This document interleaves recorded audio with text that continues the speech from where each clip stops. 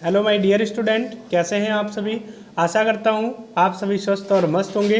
तो आज की इस वीडियो में हम लोग सीखने वाले हैं एमएस वर्ड की थर्ड क्लास के बारे में। आज की इस थर्ड क्लास में हम लोग पूरे एमएस वर्ड को ख़त्म करने वाले हैं और कंप्लीट एमएस वर्ड को बेहतर तरीके से सीखने वाले हैं। तो चलिए हम लोग स्टार्ट करते हैं। कल हमने पढ़ा था होम टैब के बारे में और सभी ग्रुप का यूज़ किया था हमने। आज हम लोग पढ़ेंगे इंसर्ट टैब के बारे में और इंसर्ट टैब में होता क्या है, इनका यूज़ क्या होता है, इसको हमें जानना है विद प्रैक्टिकल। आशा करता हूँ कि आप सभी ने हमारी फर्स्ट और सेकंड दोनों क्लास को देखा होगा। एमएस वर्ड की जो दोनों क्लास आपके यूट्यूब चैनल पे पड़ी हुई है उनको आप सभी ने बेहतर तरीके से सीखा होगा, समझा होगा। और अगर आपने उस क्लास को नहीं देखा है, यानी फर्स्ट और सेकंड क्लास को अगर आपने नहीं देखा है, तो सबसे पहले मैं आपसे कहना चाहूँगा कि आप सभी जाके पहले उन क्लास को देख के आए, फिर उसके बाद इस क्लास को देखें। क्योंकि जब तक आप फर्स्ट और सेकंड क्लास को देखोगे नहीं, उसको समझोगे नहीं, तब तक आप थर्ड क्लास के बारे में नहीं जान पाओगे। कारण क्या है कि मैंने उसमें एमएस वर्ड का इंट्रोडक्शन सबसे पहली क्लास में बताया और दूसरी क्लास में मैंने होम टैब के बारे में बताया, यानी आधा आपका उधर खत्म हो चुका है। अब अगर आप थर्ड क्लास को देख रहे हैं तो थोड़ा सा क्या होगा कि समझ में कम आएगा। चलिए, अगर आप देखे हैं तो आगे बढ़ते हैं और नहीं देखें तो आप लोग जाके और फर्स्ट और सेकंड क्लास को देख के आए।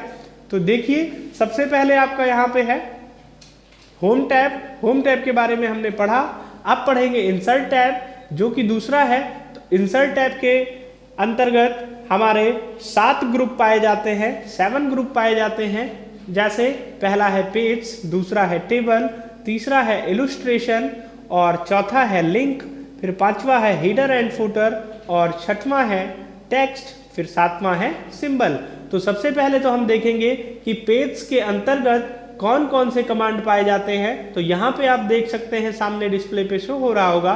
सबसे पहला है कमांड कवर पेज, दूसरा है ब्लैंक पेज और तीसरा है पेज ब्रेक। तो कवर पेज का यूज किस लिए होता है, मैं आपको बता दूं कि अगर आप अपने एमएस वर्ड में किसी भी बुक, किसी भी रजिस्टर, किसी भी कॉपी का फ्रंट पेज तैयार करना चाहते हैं, तो यहाँ से आप उसके फ्रंट पेज को यानी कवर पेज को तैयार करने का कार्य करते हैं। जैसा कि मैं यहाँ पे चेक कर लेता हूँ। देखिए, मान लीजिए हमने यहाँ से किसी भी फॉर्मेट का सबसे पहला ले लिया। जैसे यहाँ पे जो टाइटल लिखा हुआ है, यहाँ पे आप करेंगे क्या, सबसे पहले टाइटल लिख देंगे, फिर उसके बाद पिक द डेट यानी उसकी डेट लिख देंगे। आपने देखा होगा कि कोई भी बुक अगर हम लेते हैं तो उसमें डेट जो है वो पड़ी होती है। फिर यहाँ पे हम करेंगे क्या, ईयर को लिख देंगे। यहाँ है टाइप द डॉक्यूमेंट सब टाइटल, जैसे कौन से प्रकाशन की किताब आप बना रहे हो, किससे रिलेटेड किताब बना रहे हो या कॉपी बना रहे हो, उनके टाइटल को और सब टाइटल को आप यहाँ पे लिख देंगे। ठीक है। फिर उसके बाद अब इसके बाद आपका है अगला ग्रुप ब्लैंक पेज का। ब्लैंक पेज में होता क्या है, सिंपल सा समझ सकते हैं कि अगर आप कोई चीज़ लिख रहे हैं और लिखते लिखते आपका पेज फुल हो गया है, तो अब आपको अगर नया पेज इंसर्ट करना है तो आप दूसरा ब्लैंक पेज यानी खाली पेज, ब्लैंक पेज से जाके यहाँ पे क्लिक करेंगे और आपका नया पेज इंसर्ट हो जाता है। ठीक है। फिर उसके बाद अब आपका अगला है यहाँ पे पेज ब्रेक। पेज ब्रेक से क्या होता है, देखिए यहाँ पे पेज का अर्थ होता है पन्ना, ब्रेक का अर्थ होता है तोड़ना। यानी अगर आप अपने पेज को ब्रेक करना चाहते हो, तोड़ना चाहते हो, जैसे मान लीजिए कि यहाँ पे आपके सामने दिख रहा होगा 2 पैराग्राफ, एक इधर और एक इधर। ठीक है। अब आप चाह रहे हो कि ये पैराग्राफ जो है ये नेक्स्ट पेज में चला जाए, दूसरे पेज में चला जाए, तो उसके लिए आप करोगे क्या कि जहां से आपको पेज को ब्रेक करना है, यानी जिस पैराग्राफ से आपको हटाना है, दूसरे पेज में करना है, उस पैराग्राफ के सामने आप कर्सर को लेके आओगे और फिर उसके बाद यहां से जाके आप पेज ब्रेक पे क्लिक करोगे और आप देख सकते हो कि यहां से आपका पेज जो है वो ब्रेक होके और दूसरे पेज नंबर पे चला आया है। जैसा कि एक बार मैं फिर से आपको चेक कराता हूं। मान लीजिए यहाँ से आपने इसको तोड़ना चाहा तो यहाँ पे आप कर्सर को लेके जाओगे, फिर पेज ब्रेक पे क्लिक करोगे, तो यहाँ आप देख सकते हो कि एक पैराग्राफ इधर, एक पैराग्राफ इधर लिख गया है। फिर उसके बाद अब आपका अगला ग्रुप है टेबल। टेबल क्या होता है, आपको मैं बता दूं, मान लीजिए आप कोई स्कीम बना रहे हैं या कोई फॉर्म बना रहे हैं, आपको अब यहाँ पे रो और कॉलम को इंसर्ट करना है। जैसे एक कॉलम में लिखना है आपको नेम, एक कॉलम में लिखना है आपको फादर नेम। बेस्ट प्रैक्टिकल आपको दिखाऊं, यहाँ जब आप टेबल पे क्लिक करेंगे तो यहाँ पे आपके ऑप्शंस जो होते हैं कई प्रकार से, जैसे यहाँ पे आपकी टेबल बनी हुई है, अगर आप यहाँ से बनाना चाहते हो, यानी इसको हम कहते हैं क्विक टेबल। यहाँ से अगर आप बनाना चाहते हो तो माउस के प्रयोग के द्वारा आप इस पे जितने रो और कॉलम पे आप माउस को लेके जाओगे उतना टेबल आप यहाँ पे साइड में देख पा रहे होंगे कि ऑटोमेटिक से बन जाता है। ठीक है, दूसरा टेबल बनाने का तरीका क्या है कि अगर आप इंसर्ट करना चाहते हो, यानी आप चाहते हो यहाँ से कि नंबर ऑफ कॉलम 5, यानी 5 कॉलम और 2 रो हो, या फिर 3 कॉलम और 2 रो हो, तो यहाँ से आप अपनी इच्छानुसार जितने कॉलम और जितने रो को लेना चाह रहे होते हो उसको आप यहाँ पे टाइप करते हो। टाइप करने के बाद ओके कर देते हो तो कुछ इस प्रकार से आपके रो और कॉलम जो है वो ऑटोमेटिक तरीके से इंसर्ट हो जाते हैं। ठीक है, फिर अगर आप मान लीजिए इसको हटाना चाह रहे हो, इसको डिलीट करना चाह रहे हो, तो यहाँ पे आपके डिज़ाइन टैब में एक इरेजर का ऑप्शन शो होता है, इस पर आपको क्लिक करना है। क्लिक करने के बाद आपका माउस पॉइंटर इरेजर के रूप में बदल जाता है। अब आप करोगे क्या, जिस प्रकार से आप सेलेक्ट करते हो उसी प्रकार से आप इन सभी को सेलेक्ट करोगे और देखोगे कि कुछ इस प्रकार से आपका जो टेबल बनाया था आपने वो हट गई है। ठीक है, फिर उसके बाद टेबल बनाने का तीसरा तरीका, आप मान लीजिए ना इंसर्ट करना चाहते हो ना क्विक करना चाहते हो, आप चाहते हो ड्रॉ करना। तो जब आप ड्रॉ टेबल पे क्लिक करते हो तो आपका माउस पॉइंटर एक पेंसिल के रूप में कन्वर्ट हो जाता है और अब आप करते क्या हो, अपनी इच्छानुसार यहाँ पे एक शेल को बनाते हो। फिर उसके बाद अब आप चाहते हो जितनी बार उतनी बार पेंसिल की सहायता से आप इसमें रो और कॉलम को इंसर्ट कर सकते हो। ठीक है, समझ में आया आप सभी को? अगर आया तो पूरी वीडियो जरूर देखें आप लोग। फिर उसके बाद अभी नेक्स्ट है यहाँ पे एक और, यहाँ पे लिखा हुआ है एक्सेल स्प्रेडशीट। एक्सेल स्प्रेडशीट क्या होता है, बड़े ही ध्यान से समझना है। एक्सेल स्प्रेडशीट यानी अगर आप एमएस वर्ड में एमएस एक्सेल के कार्य को करना चाहते हो तो आप एक्सेल स्प्रेडशीट को इंसर्ट करोगे और जैसे ही आप एक्सेल स्प्रेडशीट पे क्लिक करते हो तो आपका एक्सेल का जो वर्कशीट है वो यहाँ पे इंसर्ट हो जाता है। अब आप यहाँ पे कोई भी फॉर्मूला लगा सकते हो एक्सेल के, इसी एक्सेल के अंतर्गत, यानी एमएस वर्ड में अगर हम एमएस एक्सेल का कार्य करना चाहते हैं तो हम बहुत ही आसान तरीके से इंसर्ट पे जाके और टेबल कमांड पे जाके फिर उसके बाद स्प्रेडशीट को यहाँ से हम अपने एमएस वर्ड में इंसर्ट कर सकते हैं। ओके, इसको भी अगर आप हटाना चाहते हो तो आप करोगे क्या, इस पर क्लिक करोगे। क्लिक करने के बाद अपने कीबोर्ड से डिलीट की बटन को प्रेस करोगे और ये ऑटोमेटिक तरीके से हट जाएगा। ठीक है, फिर अब आपका अगला कमांड है पिक्चर। पिक्चर से क्या होता है, आप सिंपल सा बहुत ही आसान शब्दों में समझें। पिक्चर यानी अगर आप अपने कंप्यूटर के डिस्क ड्राइव में स्थित किसी भी पिक्चर को अपने एमएस वर्ड में इंसर्ट करना चाहते हो तो आप यहाँ से इंसर्ट कर सकते हो। जैसा कि आप यहाँ पे देख पा रहे होंगे, पिक्चर पे मैंने क्लिक किया और क्लिक करने के बाद जितनी भी पिक्चर है वो हमारे सामने यहाँ पे शो हो रही है। हमने किसी भी पिक्चर को यहाँ पे लिया और इंसर्ट किया तो कुछ इस प्रकार से जो पिक्चर है वो हमारे एमएस वर्ड के पेज पे आ जाती है और शो होती है। अब अगर हम इस पिक्चर को रखना चाह रहे हैं कहीं अपनी इच्छित स्थान पे तो यहाँ पे आपका लिखा हुआ है टेक्स्ट रैपिंग, इस पे आप क्लिक करोगे। क्लिक करने के बाद इसको कर दोगे इन फ्रंट ऑफ टेक्स्ट। ठीक है, फिर उसके बाद अब इसको कहीं भी आप उठा के रख सकते हो। इसकी साइज को आप रीसाइज कर सकते हो, यानी इसकी साइज को कम ज़्यादा छोटी बड़ी आप अपनी इच्छा अनुसार से कर सकते हैं। अगर आप यहाँ पे इसी पिक्चर पे बॉर्डर वगैरह लगाना चाह रहे हैं तो यहाँ पे पिक्चर स्टाइल में जाके और आप यहाँ पे अपनी पिक्चर पे बॉर्डर भी लगा सकते हैं, ये देखिए। फिर उसके बाद अगर आप चाह रहे हो कि पिक्चर के शेप को अपनी इच्छा अनुसार लेना तो यहाँ से आप अपनी इच्छा अनुसार भी पिक्चर के शेप को ले सकते हो। ठीक है, फिर अब हम नेक्स्ट चलते हैं। इसके बाद लिखा हुआ है क्लिप आर्ट। क्लिप आर्ट से क्या होता है समझना है हमें। क्लिप आर्ट यानी कि अगर आप किसी भी पिक्चर को, ऐसे आप कोई पीएनजी लेना चाह रहे हैं, उनको अगर आप एमएस वर्ड में इंसर्ट करना चाहते हैं तो उसके लिए आप करेंगे क्या, सबसे पहले तो आप अपने कंप्यूटर को इंटरनेट से कनेक्ट करेंगे, फिर उसके बाद क्लिप आर्ट पे क्लिक करेंगे और क्लिप आर्ट पे क्लिक करते ही कुछ इस प्रकार से आपके सामने एक ऑप्शन शो होगा। इसमें आप जो भी सर्च करना चाहते हैं ऑनलाइन उसको आप यहाँ पे लिख देंगे, ठीक है। और लिखने के बाद फिर यहाँ से कर देंगे गो, जैसे मैंने यहाँ पे लिख दिया टाइगर और कर दिया यहाँ से गो। तो जैसे ही हम यहाँ पे गो करते हैं यहाँ तुरंत आपका जो टाइगर की पिक्चर है वो यहाँ पे आ जाती है। अब अगर इस पिक्चर को आप लेना चाह रहे होते हो तो यहाँ से आप इस पर क्लिक करते हो और देख पा रहे होगे कि आपकी जो पिक्चर है यहाँ पे वो इंसर्ट हो गई है। अब हमें करना क्या है, सेम इसको इन फ्रंट ऑफ टेक्स्ट करके और इसको अपनी इच्छित स्थान पे रख सकते हैं और इसकी साइज को रीसाइज कर सकते हैं, यानी कि कम ज़्यादा छोटी बड़ी कर सकते हैं हम अपनी इच्छानुसार। फिर अब यहीं पे देखिए ऑप्शन शो हो रहे हैं, organisation clip, clip art of office online, फिर टिप ऑफ फाइंडिंग क्लिप, यानी क्लिप आर्ट से अगर आप कोई चीज़ ऑनलाइन मंगाना चाह रहे हो, जैसे यहाँ पे जब आप गो करते हो तो अगर इसके पास होता है तो दे देता है, वरना लिख के आ जाता है नॉट रिकॉर्ड फाउंड, यानी आपने जो सर्च किया वो यहाँ पे नहीं है।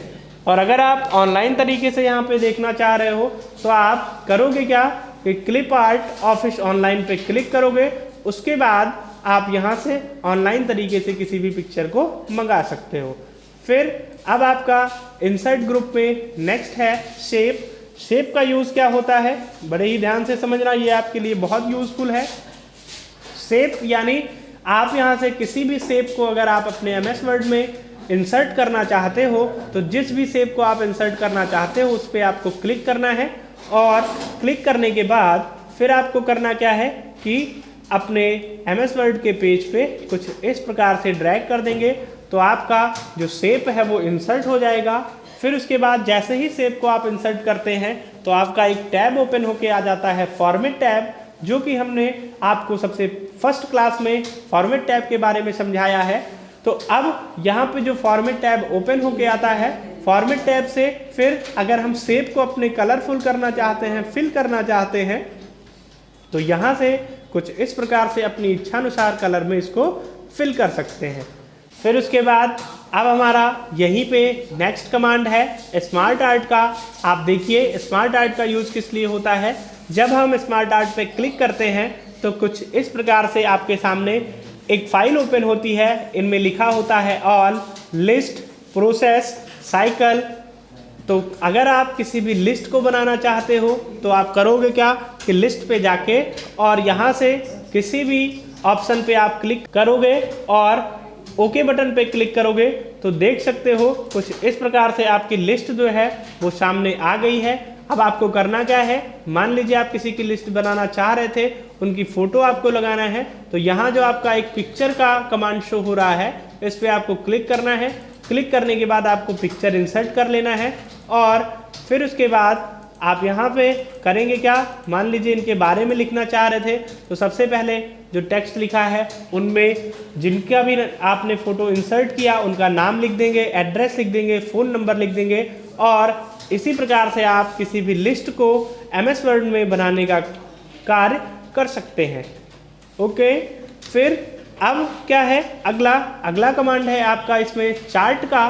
और चार्ट का प्रयोग किस लिए होता है, चार्ट का प्रयोग अगर आप MS एक्सेल में किसी भी फॉर्मूले को लगा के और उसको एक ग्राफ के माध्यम से अगर आप देखना चाह रहे हो, एक चार्ट के माध्यम से देखना चाह रहे हो, तो आप MS एक्सेल में चार्ट का यूज़ करते हो। सेम उसी प्रकार से MS वर्ड में भी अगर आप किसी भी डेटा को अगर आप चार्ट के माध्यम से देखना चाहते हैं तो यहाँ से कॉलम है, लाइन है, पाई है, बार है, एरिया है, जिन पे भी आप क्लिक करोगे उस माध्यम से आपको यहाँ पे दिखा देगा। जैसा कि मैंने यहाँ पे लाइन पे क्लिक किया तो कुछ इस प्रकार से आप देख पा रहे होंगे कि आपके MS एक्सेल में जो डेटा आपने बनाया था कैटेगरी 1 2 3 4, उसमें से आपका जो ये डेटा है वो एक लाइन के माध्यम से यहाँ पे आपको दिखा रहा है। ओके, फिर अब आपका यहीं पे नेक्स्ट कमांड है लिंक। लिंक का यूज किस लिए होता है, लिंक में आपके 3 कमांड है, जैसे हाइपरलिंक, बुकमार्क और क्रॉस रेफरेंस। तो हाइपरलिंक का यूज़ किस लिए होता है? अगर आप MS वर्ड में किसी भी डॉक्यूमेंट को लिंक के माध्यम से लगा के और उसको MS वर्ड में ही भेजना चाह रहे हो तो करोगे क्या? बहुत ही आसान है। इसके लिए आप हाइपरलिंक पे क्लिक करोगे। जैसे ही आप क्लिक करते हो तो एक डायलॉग बॉक्स आपके सामने ओपन होता है। इसमें से आपको करना क्या होता है, जिस भी फाइल को आप एक लिंक के माध्यम से लगा के भेजना चाह रहे हो उस फाइल को आप यहाँ पे सिलेक्ट करोगे और सिलेक्ट करने के बाद फिर ओके कर दोगे। तो यहाँ पे आप देख सकते हो कि आपके सामने एक ब्लू कलर की लाइन आपके सामने शो हो रही है। यानी अगर आप देखना चाह रहे हो कि किस फाइल को हमने यहाँ पे लगाया तो उसके लिए आप अपने कीबोर्ड से कंट्रोल की बटन को प्रेस करोगे और जब आप उस ब्लू लाइन पे लेके जाते हो अपने माउस पॉइंटर को तो आपका माउस पॉइंटर एक हाथ के रूप में कन्वर्ट हो जाता है, एक हाथ के रूप में बदल जाता है।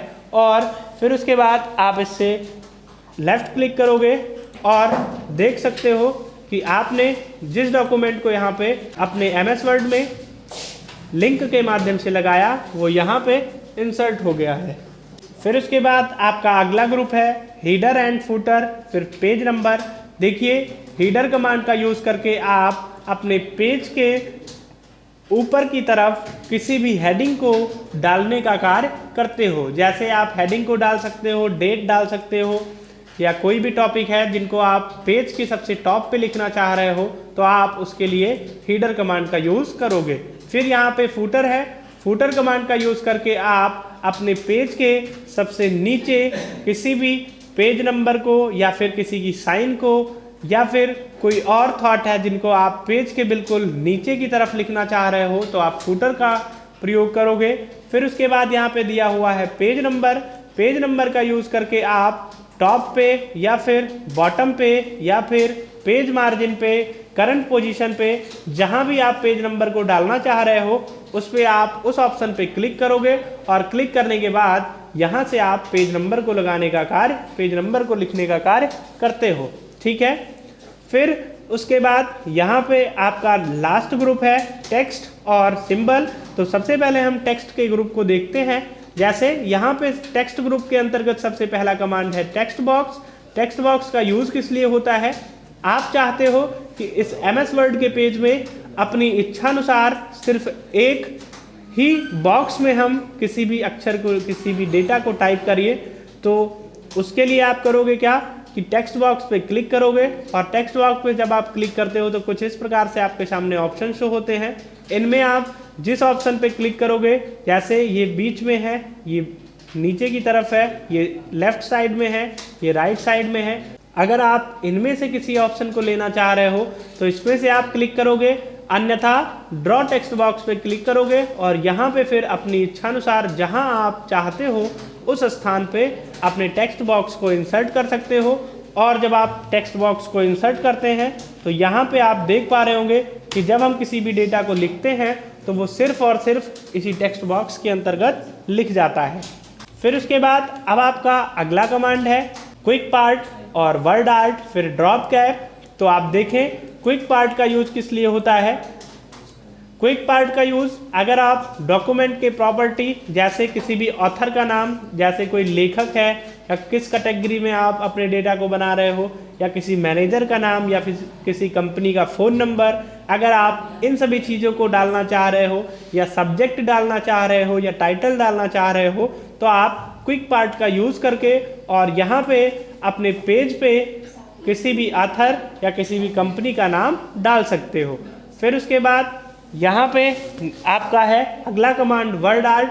वर्ड आर्ट का यूज़ करके आप MS वर्ड में किसी भी अक्षर को स्टाइलिश तरीके से लिखने का कार्य करते हैं। जैसा कि जब आप यहाँ पे क्लिक करते हैं तो देख पा रहे होंगे कि बहुत से यहाँ पे आपके स्टाइलिश फॉन्ट सामने शो हो रहे हैं। आपको जिस भी स्टाइल में यहाँ पे लिखना है उस पर आप क्लिक करोगे और क्लिक करने के बाद फिर यहाँ आप जो लिखना चाह रहे हो उसको लिखोगे और लिखने के बाद जब ओके करोगे तो देख पा रहे होगे कि आपके सामने जो ये फॉन्ट है ये इंसर्ट हो जाता है।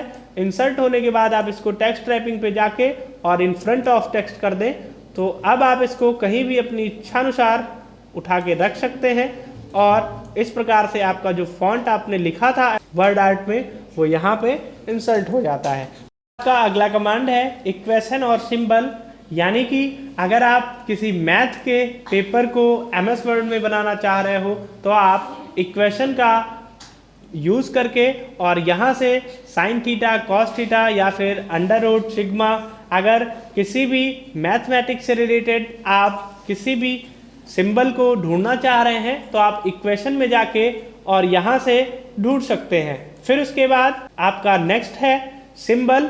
सिंबल का यूज़ किस लिए करते हैं, अगर आप हिंदी या इंग्लिश किसी भी सिंबल को ढूंढना चाह रहे हैं, यानी किसी भी चिन्ह को, जैसे बहुत बच्चे होते हैं कि इंग्लिश में कुछ शब्द होते हैं जिनको नहीं जान पाते हैं, या कोई ऐसे चिन्ह होते हैं जिनको वो नहीं लगा पाते हैं अपने कीबोर्ड की सहायता से, तो उसके लिए सिंबल कमांड का यूज़ करके और यहाँ से आप किसी भी सिंबल को हिंदी या इंग्लिश के इंसर्ट करने का कार्य करते हो।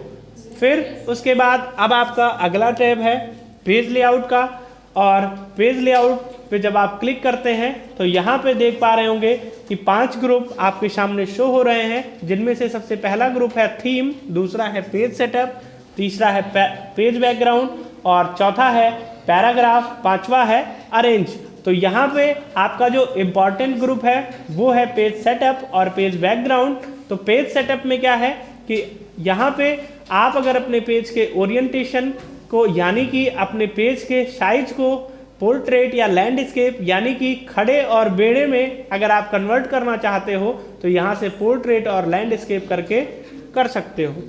यानी कि आप देख पा रहे होंगे कि आपका जो पेज है अभी ये लैंडस्केप हो गया है, अगर आप इसको पोर्ट्रेट करते हो तो ये खड़े में यानी कि सीधा सीधा हो जाता है। फिर यहाँ से आप करते क्या हो कि अपनी पेज की साइज को चुनने का कार्य करते हो, यानी आप किस साइज में अपने फॉर्मेट को तैयार करना चाहते हो उसको आप पेज सेटअप के अंतर्गत पेज साइज कमांड पे जाके और उड़ सकते हो। फिर उसके बाद आपका यहाँ पे नेक्स्ट है कॉलम। कॉलम का यूज किस लिए किया जाता है, ध्यान से समझिएगा। जैसे मान लीजिए कि आप कोई भी चीज़ लिख रहे हो और उसको 2 कॉलम 3 कॉलम में विभाजित करना चाह रहे हो, तो उसके लिए आप करोगे क्या कि सबसे पहले तो सिलेक्ट कर लोगे और सिलेक्ट करने के बाद फिर कॉलम पे क्लिक करोगे तो यहाँ पे अब आपसे ऑप्शन शो होता है 1 2 3 या लेफ्ट या राइट, यानी आप इसको 1 कॉलम में या 2 कॉलम में या 3 कॉलम में विभाजित करना चाह रहे हो। तो आप पे डिपेंड करता है कि आप इसको कितने कॉलम में विभाजित करना चाह रहे हो। मान लीजिए हमने यहाँ पे इसको 2 कॉलम में विभाजित कर दिया, तो आप यहाँ पे देख सकते हैं कि अभी जो हमने लिखा था फॉर्मेट जो तैयार किया था उनको ये 2 कॉलम में यानी एक इधर और एक इधर 2 कॉलम में विभाजित कर दिया है। अगर आप इसको हटाना चाह रहे हो तो अपने कीबोर्ड से Ctrl+Z की बटन को प्रेस करोगे और ये दोबारा से जैसा था वैसा ही हो जाएगा। फिर उसके बाद अब यहाँ पे दिया हुआ है एक ऑप्शन मार्जिन का। मार्जिन से क्या होता है कि आप अपने पेज के मार्जिन को, यानी ये जो आपके इंडेंट है इनको आप अगर एक स्थान से मार्जिन से सेट करना चाहते हो, यानी आपने जो यहाँ पे लिखा है इनको ऊपर जगह कितनी छोड़नी है, इस साइड कितनी जगह छोड़ना है, इस साइड कितनी जगह छोड़ना है, इन चीज़ों को आप अगर सही करना चाह रहे हो, सेट करना चाह रहे हो, तो आप यहाँ से मार्जिन कमांड पे जाके सेट करने का कार्य कर सकते हो। ठीक है। अगला कमांड है आपका पेज बैकग्राउंड का। पेज बैकग्राउंड में होता क्या है, देखिए सबसे पहला इसमें वाटर मार्क दिया हुआ है, फिर पेज कलर दिया हुआ है, फिर पेज बॉर्डर दिया हुआ है। यानी कि अगर आप अपने MS वर्ड के पेज को कलर करना चाहते हो या उसमें बॉर्डर लगाना चाहते हो या उसमें वाटर मार्क लगाना चाहते हो तो आप करोगे क्या, बहुत ही सिंपल ट्रिक है। देखिए मैं प्रैक्टिकल करके आपको बताता हूँ। यहाँ पे सबसे पहला जो वाटर मार्क लिखा है वहाँ पे आप जब क्लिक करते हैं तो आपके सामने कुछ इस प्रकार से एक डायलॉग बॉक्स ओपन होता है। यानी इसमें आप किस जगह पे, यानी अगर आप इसको ऐसे वाटर मार्क लगाना चाह रहे हो या यही लिख के लगाना चाह रहे हो तो आप इस पर क्लिक करोगे, अन्यथा आप अपने हिसाब से अगर वाटर मार्क लगाना चाह रहे हो, यानी कि वाटर मार्क में अपनी संस्था या अपनी कंपनी का नाम या अपने नाम का आप वाटर मार्क लगाना चाह रहे हो तो उसके लिए कस्टम वाटर मार्क पे आप क्लिक करोगे और फिर उसके बाद इस पर क्लिक करने के बाद अब ये वाटर मार्क आपको कह रहा है कि 2 प्रकार से आप लगा सकते हो। यानी कि अगर आप पिक्चर में वाटरमार्क लगाना चाह रहे हो तो यहाँ से पिक्चर पे क्लिक करोगे और फिर उसके बाद सिलेक्ट पिक्चर पे क्लिक करके और यहाँ से अपनी जो भी पिक्चर आपको लगानी होगी वाटरमार्क के तौर पे उसको आप सिलेक्ट करेंगे। सिलेक्ट करने के बाद फिर इंसर्ट कर देंगे तो आपका वाटरमार्क जो है वो पिक्चर का लग जाएगा। अन्यथा आप चाहते हैं कि हम टेक्स्ट का वाटरमार्क लगाएं तो यहाँ पे एक ऑप्शन शो हो रहा है टेक्स्ट वाटरमार्क, इस पर आप क्लिक करेंगे और क्लिक करने के बाद फिर टेक्स्ट के सामने आप अपना नाम लिख देंगे। जैसे कि मैंने यहाँ पे लिख दिया SSDN और फिर उसके बाद लिखने के बाद आप कर देंगे इसको अप्लाई। अगर आप चाहते हैं कि वाटरमार्क को कलर कर दें तो उसको आप यहाँ से कलर भी कर सकते हैं जो कि यहाँ सामने शो हो रहा है। अगर आप इसको ऑटोमेटिक कर देंगे तो ये अपनी इच्छा अनुसार जैसे जैसे आप पेज का कलर बदलेंगे वो अपने हिसाब से कलर को सेट कर लेगा। अगर आप चाहते हैं कि इसकी फ़ॉन्ट स्टाइल को बदल दें तो फ़ॉन्ट स्टाइल को भी आप यहाँ से बदल सकते हैं। और इन सभी सेटिंग्स को करने के बाद फिर आप अप्लाई पे क्लिक करेंगे और उसके बाद फिर इसको कर देंगे क्लोज और देख पा रहे होंगे कि यहाँ कुछ इस प्रकार से आपके सामने वाटरमार्क लग गया है। फिर उसके बाद अब आपका अगला ग्रुप है पेज बॉर्डर का। पेज बॉर्डर से करना क्या है कि जब आप पेज बॉर्डर पे क्लिक करते हैं तो यहाँ कुछ इस प्रकार से आपके सामने एक ऑप्शन शो होता है।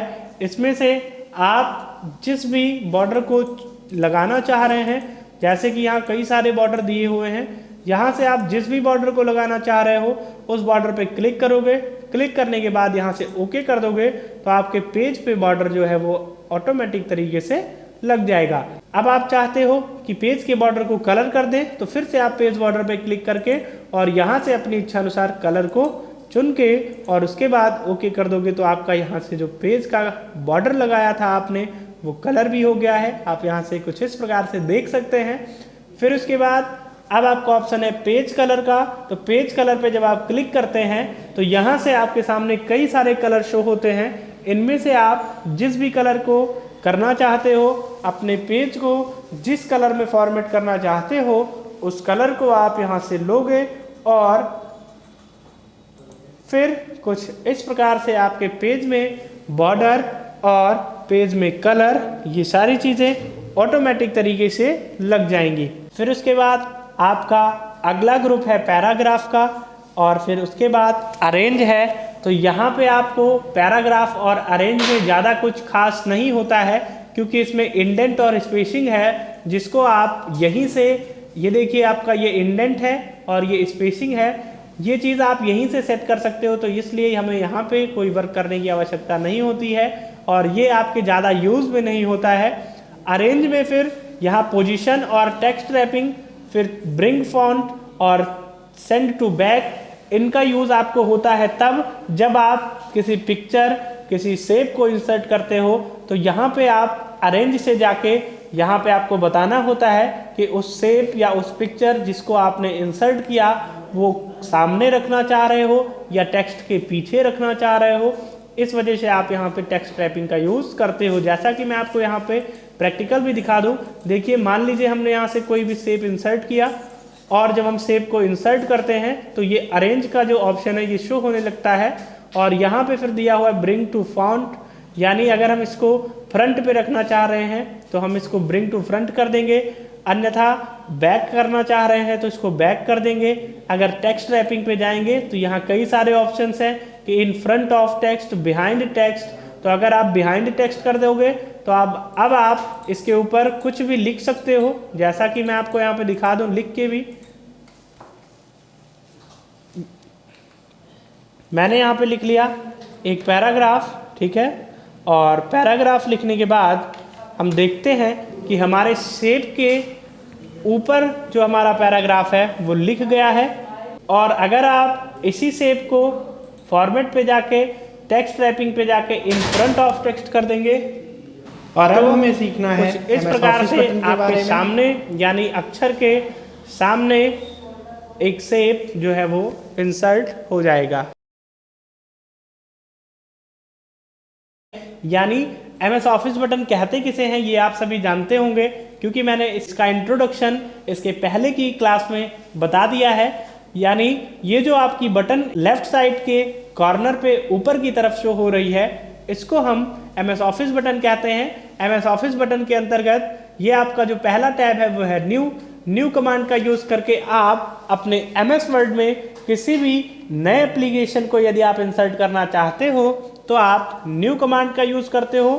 फिर दूसरा है यहाँ पे ओपन का यूज़ क्या होता है कि अगर आप अपने MS वर्ड में बनी किसी भी फाइल को ओपन करना चाहते हो तो आप यहाँ से अपनी फाइल को ओपन करने का कार्य करते हो।